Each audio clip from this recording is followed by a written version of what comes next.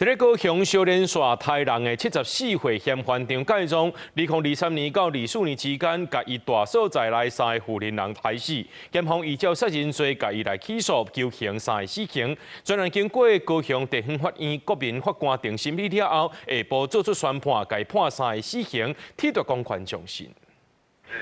由關鍵介護嫌犯張介宗進入法庭，伊予人控告2023至2024年連續殺害75歲姓楊的大嫂，也有71歲姓張姓趙林的婦人人3人，予檢方求處死刑。專案由高雄地方法院國民法庭10天密集審理，佇初5宣判，合議庭認為張介宗惡性重大，而且攏無後悔意思，依照殺人罪、毀損、遺棄屍體等罪，判處張介宗3個死刑，褫奪公權終身。都有進入這個房屋，而且沒有證據顯示他們從房屋離開，這是第一個。那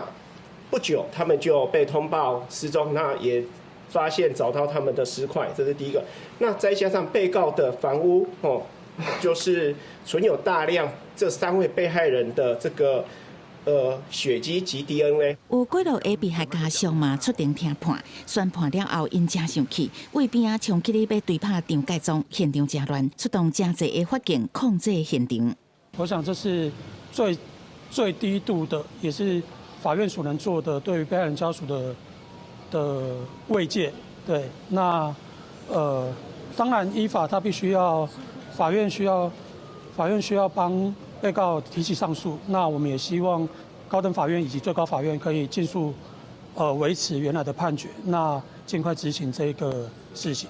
3個被害者家屬共同委任的律師陳宏鐵表示，家屬悲痛是張介宗自頭到尾攏好人還刑，甲當還有被害者遺體還未找到。對張介宗面對檢察官提出的 DNA 鑑定報告這證據，攏以我唔知影，我無的講法來好認。對家屬佇法庭的舉動，委任律師講情感面會當理解，不過成年人應該為家己的行為負責，相信家屬嘛是了解可能面對的後果，才做這個決定。